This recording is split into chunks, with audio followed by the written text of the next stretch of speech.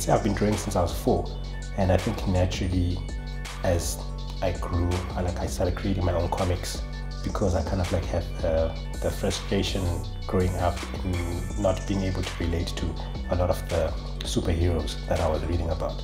And that also informed the kind of arts that I would get into later on, because what I was doing, but I didn't know I was doing it, was graphic design. My name is Sindiso Nyoni, aka Riot, and I'm an independent graphic artist. How art defined my style or my artistic process is that I'm influenced a lot by comic book art. So I grew up a lot on graphic novels and animation. So stylistically or aesthetically, that's how a lot of my work looks, you know. So my preferred mediums are pen and ink. So I work a lot in pen and ink. So for instance, for one project, I could probably sketch something like 10 to 15 times to get to a stage where I feel like, okay, this is the direction that the piece is going to take. And then we can start executing, and then maybe at the end work on it digitally. But I like to have the traditional part like hold like most of the weight of the work that I put out. When Spike Lee was in Joburg, I got tipped off that he was having supper at the Orbit. Yeah, I packaged this poster that I'd done, and I was like, you know what, I'm gonna go give it to Spike Lee no matter what, you know. So as soon as I opened it, everybody just kind of like, you know, started checking, like zoomed in, and while they were looking in at this piece.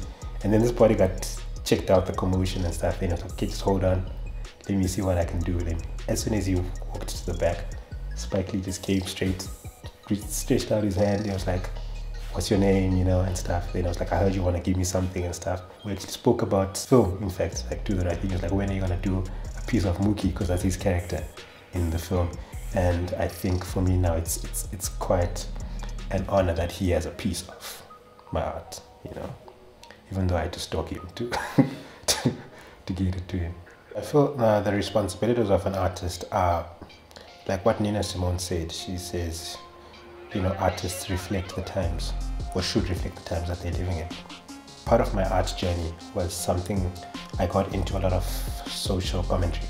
I always felt that apart from just being able to create really pretty pictures and pretty images and stuff, I've always felt that art, or visual art in my instance, should always reflect something or say more than just be a pretty picture. Contrary to popular belief, you know, like there are no shortcuts to anything, you know. It's one of those things, like, especially in this industry, it goes back to that saying, it takes 10 years to become an overnight success, you know, or more, you know. So it's definitely something that you have to put in the time and hours and be passionate about it, you know, because I think if you're really passionate about something, it seldom becomes just a job.